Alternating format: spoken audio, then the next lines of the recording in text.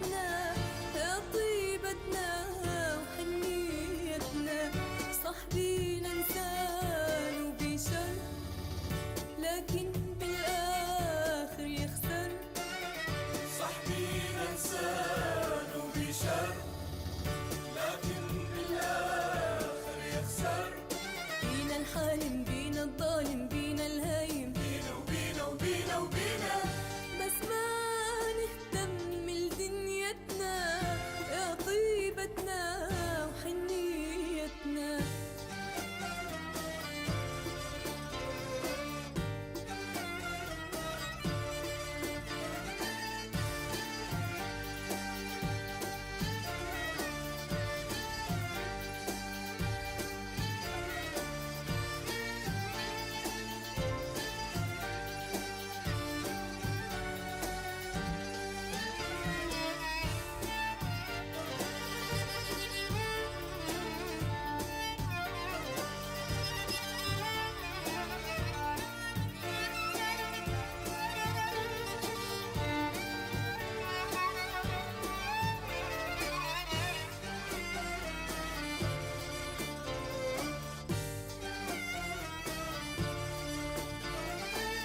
دارت الدنيا دارت الدنيا وتدور، خلطت أوراق وأمور، خلطت أوراق وأمور. دارت الدنيا لا ما تبقى هموم والشر لا ما يدوم.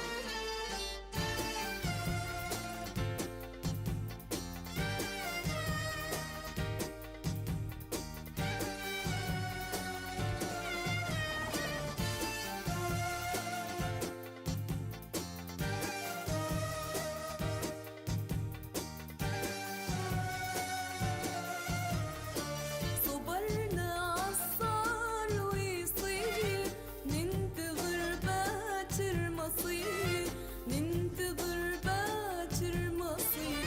بألمنا وبفرحتنا يا طيبتنا وحنيتنا، يا طيبتنا وحنيتنا، يا طيبتنا وحنيتنا.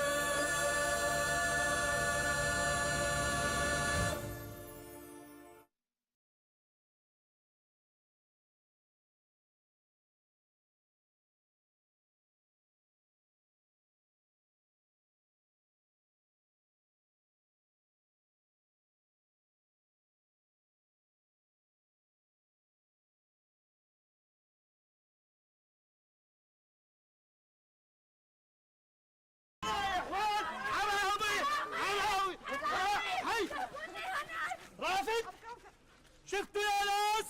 هذا رافد جاي يبوقني انه برافد علي.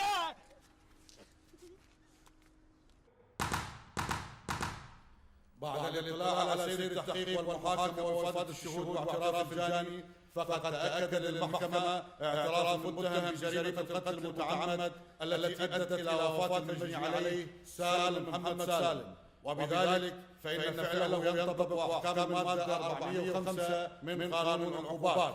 عليه قررت المحكمة الحكم على المجرم رشيد حميد سلوم بالسجن المؤبد استنادا لأحكام المادة 405 من قانون العقوبات قرارا قابلا للتمييز وأفهم علنا.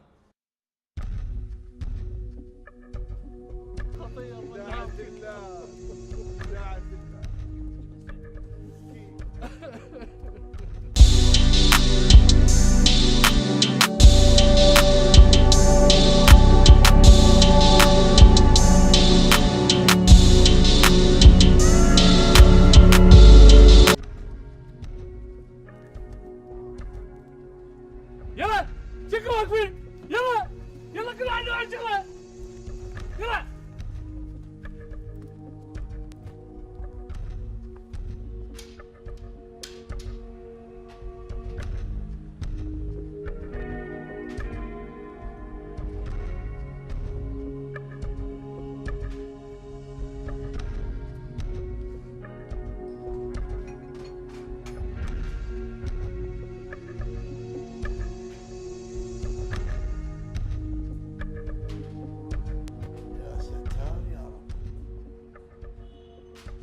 الحرب أكلت كل شبابنا، بس البارحة واليوم هاي 4. حافية حرب صار لها 4 سنوات، ماكو شريف بهالدنيا يوقفها لو كلها مستفيدة. الله يرحمك إحسان ويسكنك فسيح جناته.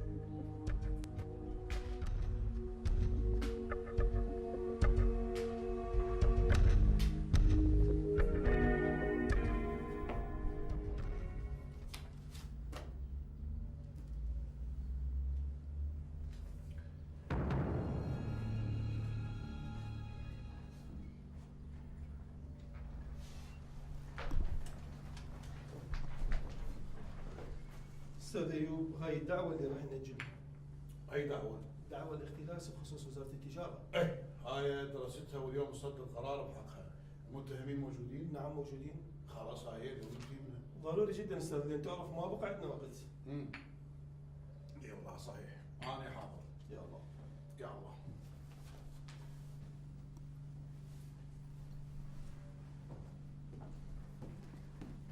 زين لحقت عليك قبل لا تدخل المرافقة. اهلا ابو اثير، اهلا دكتور. عيني استاذ ناظم، بروحوا قبلي وانا هسه دقائق وجي. طيب استاذ. تفضل تفضل استريح. اشكرك. يا باش عجب، من ذكرك من دلك. هي كلها صار كم يوم ما شايفك يا ايوب، وانا هم كنت ملتهي بجوازات الاولاد. ويمتى السفر؟ باكر، ولهذا اليوم جيت حتى اودعك. باكر؟ معقوله بهالسرعه؟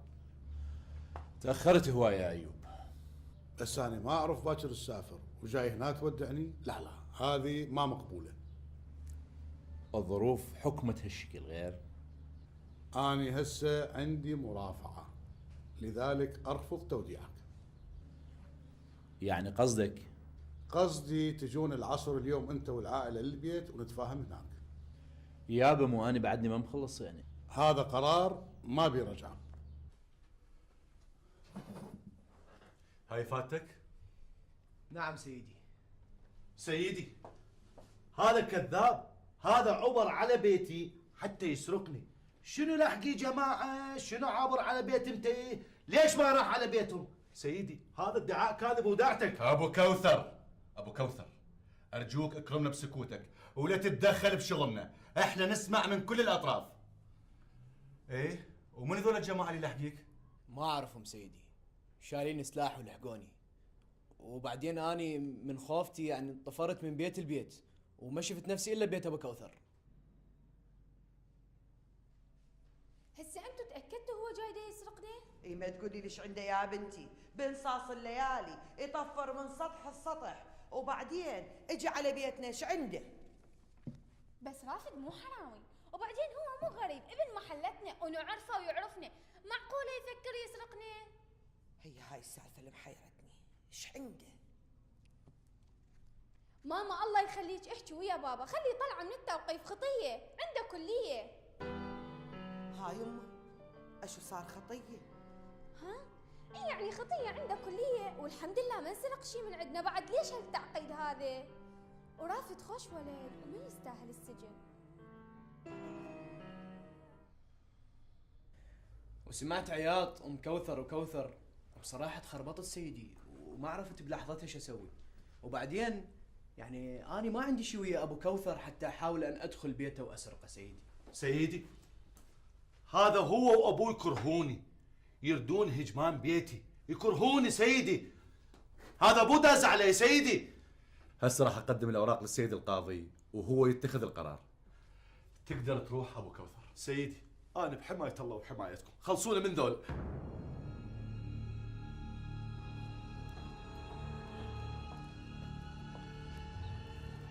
إذا تسلمه أو طلع لابنك مربي خوش تربية، يبوك تربية سز. حسبي الله ونعم الوكيل عليك، حسبي الله ونعم الوكيل عليك. ماكو واحد يحكي ويا هذا؟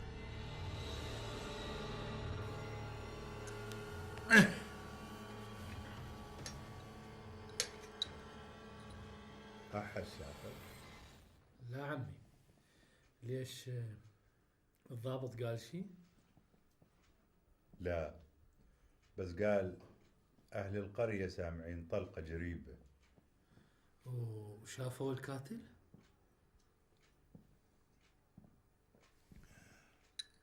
أشوفك قمت ترجف يا فرج. لا عمي، واسفة عليك، أنا ترباتك. يا اخي وانت ترى فرج سبع وما يخاف. يقول لي وانت ايش قلت له؟ قلت له إن شاء الله نساعدكم بإلقاء القبض على المجرم اللي قتل جواد. بس أنا اللي محيرني ياهو كان موجود ساعة اللي انقتل بيها جواد. شنو قصدك؟ قصدي الضابط قال كانوا اثنين موجودين حسب حكي أهل القرية. أنت شفت أحد؟ أحد شافك؟ لا عمي، ما شفت أحد. كانت الدنيا ظلمة وأنا شفت بس واحد ورميته، وما كنت أعرف هذا اليتيم جواد.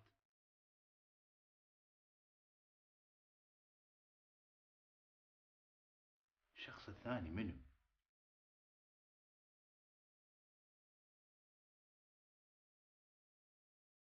شلون يا مراد؟ شفت بعينك قتلة جواد وراح تسكت؟ شنو معنى سكوتك؟ خوف؟ يمتى راح تخلصون من الخوف؟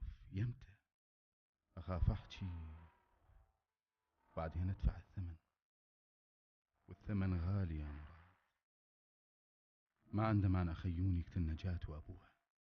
إيه، هذا مجرم ما عنده كل رحمة.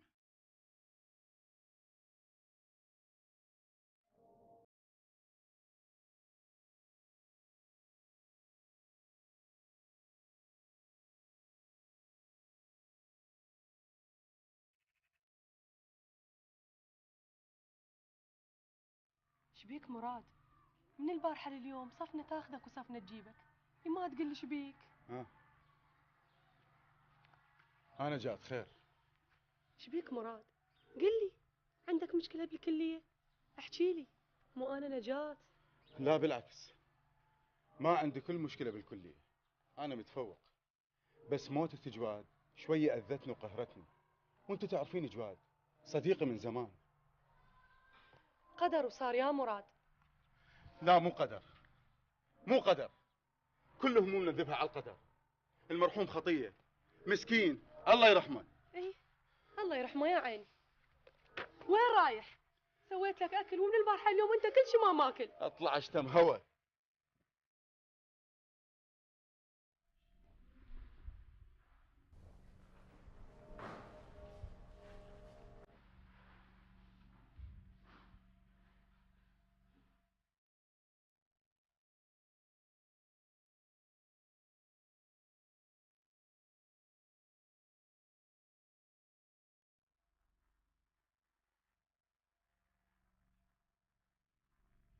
تريد تسبح مو تدلل. حبيب قلبي غالي والطلب رخيص، هسه حضر لك الحمام، امشي.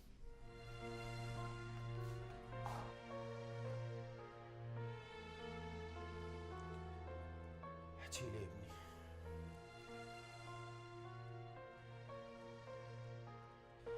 بابا أرجوك، اللي سمعته هو الصحيح.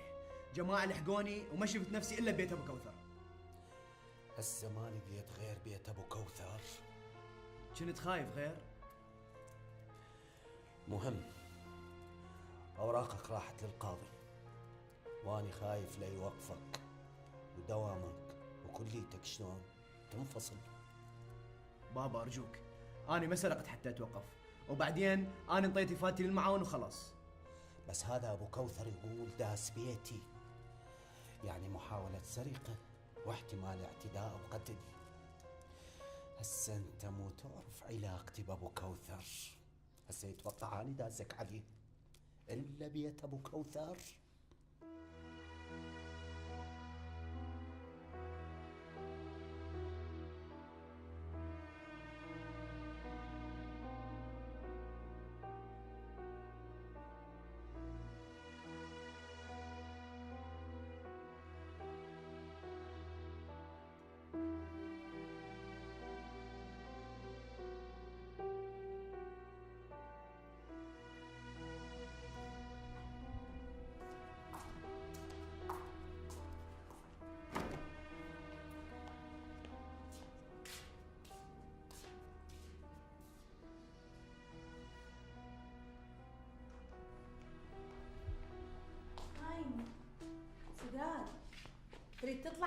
بيه.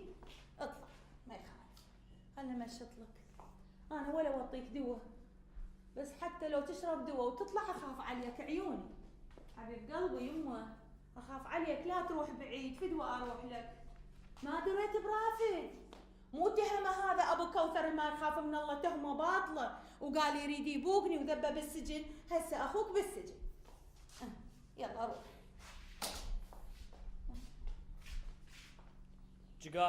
جقارة فوق ضيم المرض، هالمرة جقارة، بس شو اسوي؟ ما اقدر ما انطيك، ما اقدر.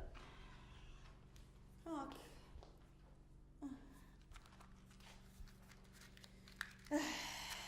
شوف يمه، هسه من تطلع منه روح المصطفى للدكان، قل له خليه يوديك على صديقك رافد، لازم تزوره بالسجن. يمه هذا مثل اخوك.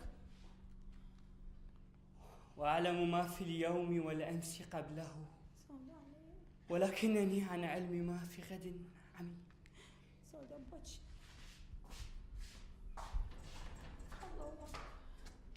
ربي عينك على هالمسكين ربي.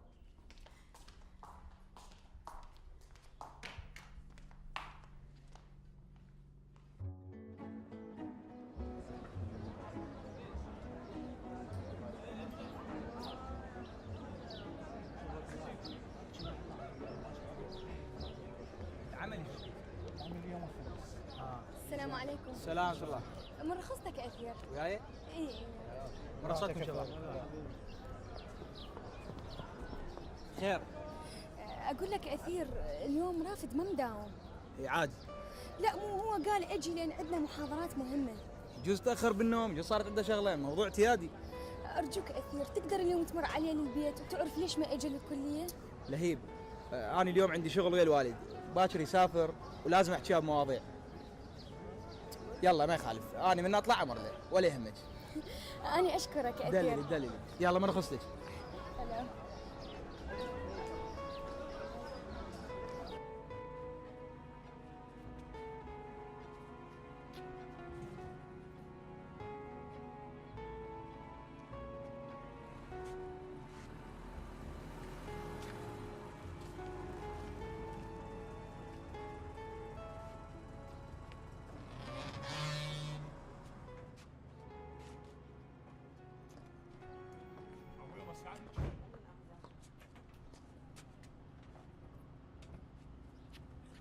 خلي انا شايف. اليوم عمو داخل. لا ابوي لا لا ساعدك.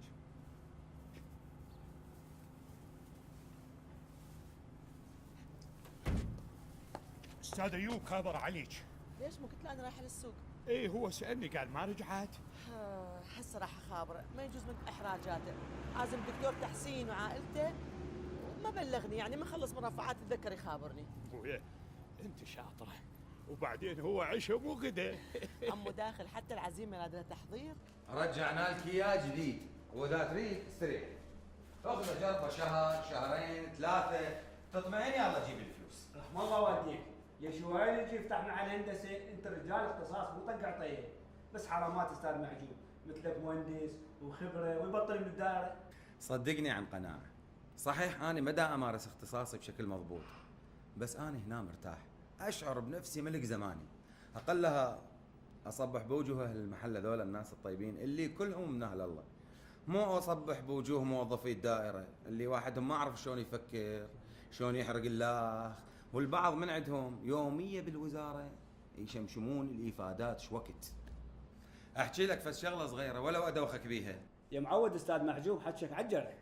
اكو فد مهندس عندنا بالدائرة مجتهد جدا، طور جهاز بحيث تجاوز به جهة المنشأ، وفر للدولة فلوسه بالعملة الصعبة. ايش تتوقع شلون كافئوه؟ أي هدية صغيرة بحقه. نقلوا للمحافظات وبنفس اختصاصه، تعرف ليش؟ ليش؟ حتى يبقون يستوردون هذه الأجهزة من برا لأنه بالاستيراد لهم حصص. أشكرك جدا، ايش قد تأمر؟ روح شغله واطمئن، والحساب بسيطة، وإذا ما عندك على حسابي.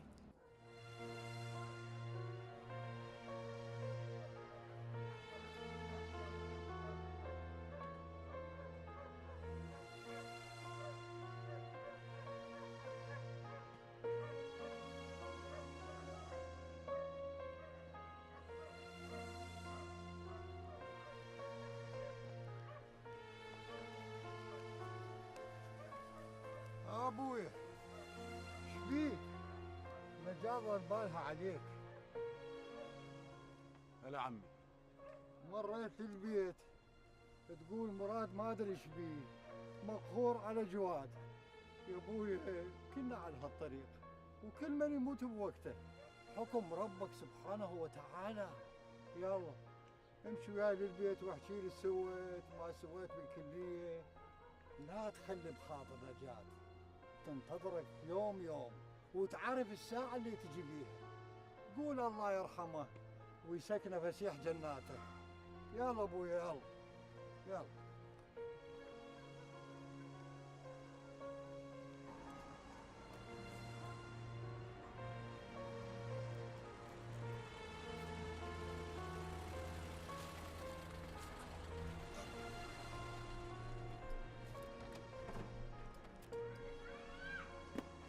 مرحبا خاله شلونك؟ هلا يما هلا بك. هلا مرحبا. شنو خاله لازم ما عرفتيني. لا والله يما لازم بيك. خاله انا اثير من دكتور تحسين. يا يما هلا بيك. شلونك؟ الحمد لله والشكر. شلونك ابوك يما شلونك؟ خير الحمد لله والشكر. الله يرحمها امك. قول لي مرت ابوك شلونها؟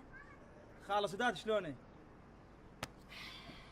سودة علي يما على سداد يما ذاك هو عايش عالدواء.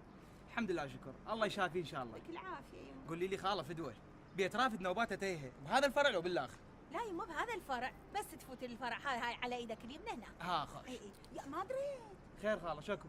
عمت عيني يما مو رافد بالسجن.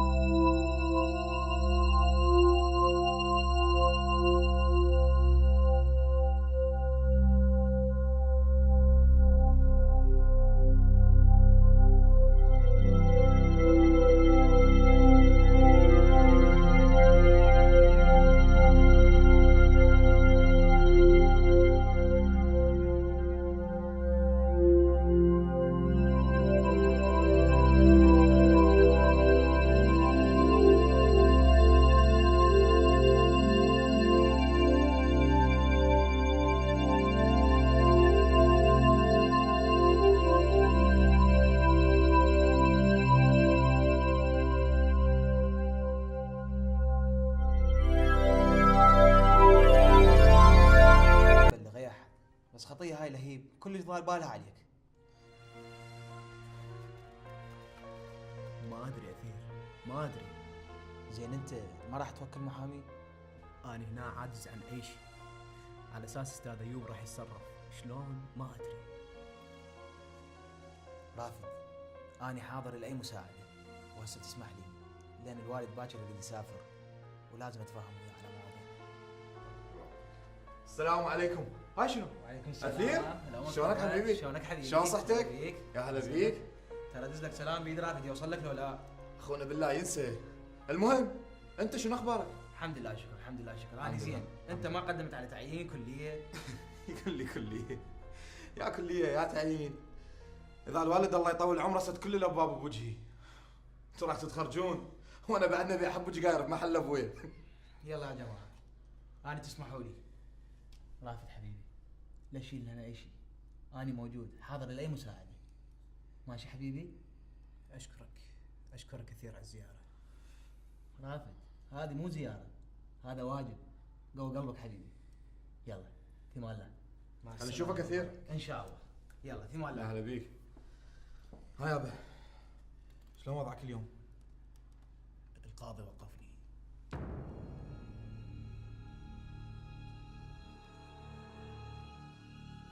شلون يا فرج؟ دبرني. قل لك احنا ليش ما نقول للعم خيون؟ لا مو وقتها. انا بالاول اريد اشوفها، اخذ رايها راي ابوها. زين انت مو رحت لابوها؟ اي ايش قال لك؟ ما قال، سكت. شنو سكت؟ يعني ما قال لك شيء؟ ما حكيته وشيء؟ طيب لا تسويني عصبي، اقول لك سكت. شنو هو هالمقطم ابن المقطم هذا؟ هو يحلم انت تاخذ بنته؟ السلف كله يتمنى يعطيكم بناته ويبوسون ايديكم ورجليكم. اخ يا ميمون لو عندي اخت والله لزفها لك وببلاش. يا اخت ولك اختك شو اسوي فيها ناشبها؟ لا بسك ولا تبيني عنتريات اختي. اقول لك اذا انت ما تدبرها قل لي وانا افوت عليهم واجيبها لك غصبا على ابوها وابو ابوها. خايب افهمني، انا ما اريد هاي السالفه، انا اريد نجاة وهي راضيه. خوش مر على ابوها روي وشك وتفاهم وياه. اي والله خو السالفه، بس اسمع فرج، انا ما اريد خيون يدري بهاي السالفه. زين عمي خيون ما يدري اذا شويه لحبت ايدك. دمش يلا.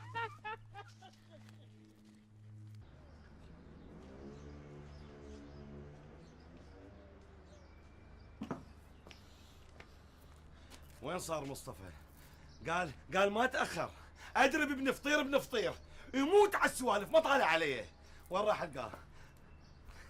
سداد عمو اعطيك جقاره، تروح على ابني مصطفى للمركز تجيبه وتجي تقول له ابوك يقول تجي فورا. يلا حباب. انا شنو ما افتهم؟ المن كلفت شو اسوي شلون؟ ها اسمع عمو سداد، ابقى هنا عينك على المحل. ها اروح اجيبه واجي.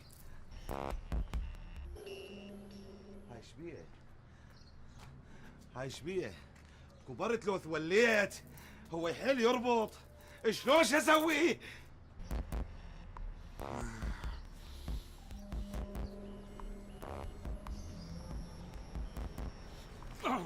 لك انت هاي ال5 دقائق اثول. يابا ماكو داعي للغلط الله يخليك. بعدين انا ما تاخرت. شنو ما تاخرت؟ شاتني بالمحل ورايح دسخت. لك احنا على باب الله ما نلعب. انا اروح للسوق وارجع. يلا اذبح عليه. عمري ما سمعت منك كلمه طيبه. لو سداد شلونك حبيبي؟ تعال وين رايح؟ شنو مزعلني؟ شو ما تقعد يمي هالايام؟ تعال قعد يمي بالمحل يا حبيبي. تعال اقول لك صدق، رافد يسال عليك يقول ليش ما اجى سداد وزارني للمركز، هو كل زعلان عليك. ايه تدري اليوم لما شفت بمركز الشرطه احزر شفت اثير جقاره. اثير صديقنا القديم اللي كان ويانا بالابتدائيه والاعداديه، تذكرته؟ لك اثير ابن دكتور تحسين. المهم سداد لك صاير احواله واموره فوق الفوق، بس ترى هو من زمان اموره زينه. تذكرته لو لا؟ الله يكون بعونك. ايش تتذكر؟ تعال اقعد خلي اطق لك بيبسي. اقعد تستاهل. تعال حبيبي.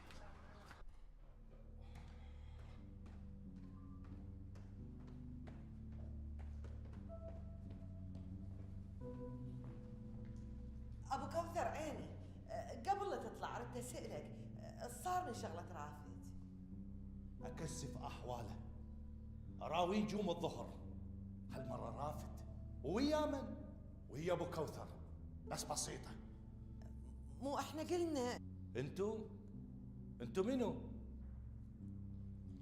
قصدها يعني نقول خطية إذا تقدر تساعده، عنده دراسة وكلية. اساعده؟ هاي خوش اسطوانه. اساعده؟ لا تورطيني ويا ابوك. وش دعوة؟ هسه هو رافد السوى، هدم العمارة لو وقف التجارة بالسوق العالمية. اي دكتور، والسكن؟ الجامعة تتكفل بيه طبعا. شكرا. بس هالسنة لو سنة واحدة عقد بالكلية وبس، ما اقدر ايوب. طلبتي هنا محتاجيني وعيادتي، تعرف صعبة. زين يا دكتور تحسين، اذا طلبتك محتاجيك ليش تريد تسافر وتعوفهم؟ حقيقة صارت علي ضغوط هواية من الجامعة، ورئيس الجامعة شخصيا طلب مني أحاضر بالجامعة الأردنية. صراحة هم طالبيني بالاسم، وأنا هم قلت يعني فرصة الواحد يغير جو هالسنة. سنة واحدة؟ وإذا صارت أكثر؟ صدر علي أمر إلقاء قبض عن طريق الانتربول. عن إذنك دكتور. رايدني؟ اي شغله صغيره. اي هذا.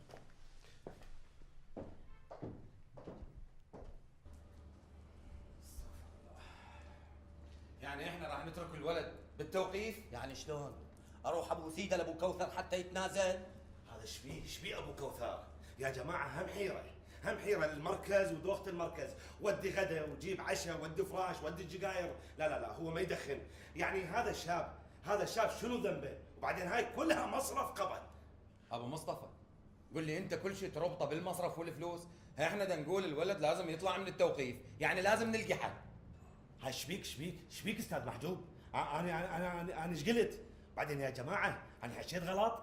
انا اقول الواحد الموقوف يحتاج له مصرف، وهذا المصرف مو فلوس، لذلك اقول لازم يطلع رافد من التوقيف حتى ماكو مصرف وماكو قبض. ماكو قدامي غير اوكل له محامي. محامي روح وتعال واصعد وانزل، ومصرف وفلوس. لا عاد شلون؟ ابو رافد ليش ما اشوف لك واحد من اهل المحله ياثر عليه حتى يروح يحكي وياه؟ اني حاضر. انت ما تاثر عليه يا ابو مصطفى. شنو؟ ليش ما اثر عليني؟ لا انا اثر عليه، صحيح هو فد واحد طماع بس يحترمني. اشكرك عيني ابو مصطفى، بس انت مو كافي، لازم يكون واحد وياك حتى تقدرون تتفاهمون وياه، وقولوا له شنو طلباته، اني ادفع، اني ما عندي مانع، الولد عنده امتحانات. اعتقد استاذ محجوب ياثر عليه. اول مره خلاني امر عليه. طرحت عليه الفكره بس ما وافق، يقول عندي كليه ودراسه ما يقدر يعني. وين راح يبقى؟ اكيد بالبيت، واحيانا راح يمر على بيت بيبيته امه، تعرف هي تحبه. ما عرفت تقرب بين ابنك وزوجتك؟ حاولت بس ما قدرت. اثير اصلا رافض فكره زوجة الاب، احيانا احس اخوانه ما يحبهم، بعدين هو بالاساس تدري ما يحب زوجتي. بصراحه انا كان يعجبني ابنك يسافر وياك ويبقى قدام عيونك. اثير مو صغير، كلها سنه سنتين ويتخرج ويعرف طريقه. بعدين اني خليت له مبلغ جيد من المال، وورا فتره هم راح ادز له مبلغ. واني ايش قد باقي يا ايوب؟ كلها سنه وراجع. بس اني خايف من شيء مهم. شنو هو؟ اخوي عصام. هم رجعنا العصام؟ ايش بيه عصام؟ اخاف يلتف على اثير ويقشمره ويحرضه ويمشيه بدرب اظلم.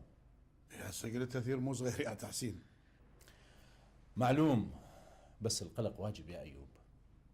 بس اني حذرته اكثر من مره، واليوم هم راح احكي وياه.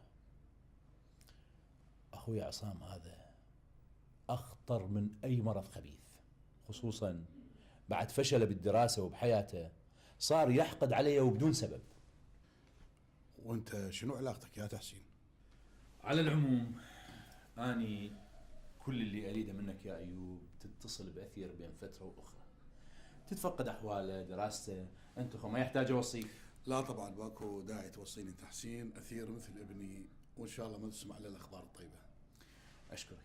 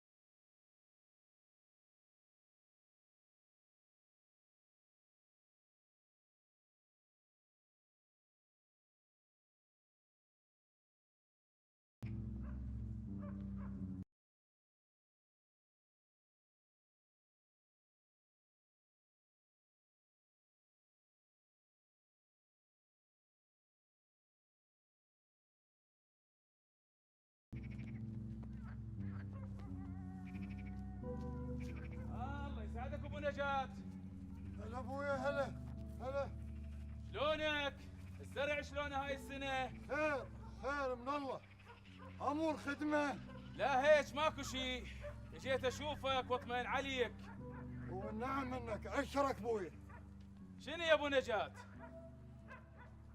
ما شفت هالنجاة؟ ما حكيت وياها؟ ما قلت لها؟ شني شو سكتت؟ الربو سكتك؟ ان شاء الله اقلها واخذ رايها. اسمع ابو نجاة، انتم يشرفكم تناسبون خيون وتنطي بنتك نجاة الميمون اخو خيون. سمعت؟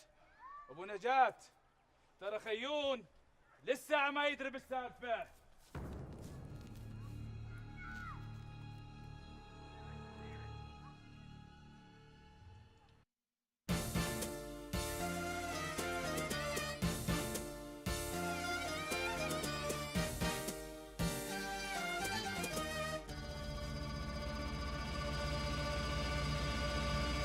يا طيبتنا حنيتنا، يا طيبتنا وحنيتنا، خلتنا احباب بمحنتنا. يا طيبتنا وحنيتنا، صاحبينا انسان وبشر لكن بالاخر يخسر. صاحبينا انسان وبشر لكن بالاخر يخسر. بينا الحالم بينا الظالم بينا الهايم، بينا وبينا وبينا وبينا، بس ما نهتم لدنيتنا. يا طيبتنا وحنيتنا.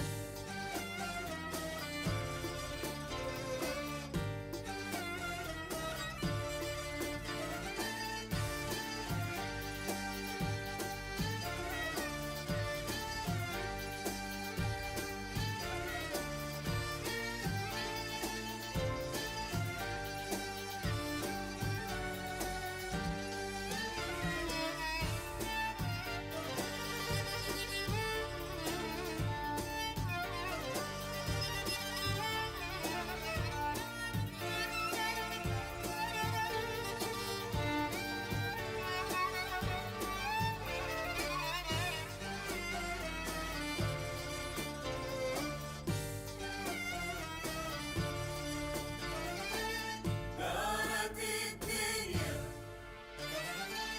دارت الدنيا وتدور، خلطت أوراق وأمور، خلطت أوراق وأمور.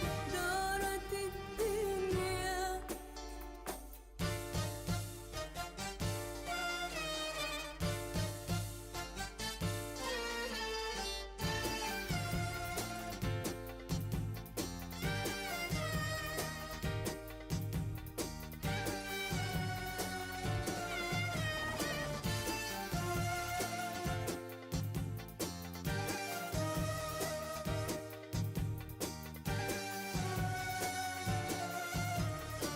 صبرنا عالصار ويصير، ننتظر باكر مصير، ننتظر باكر مصير.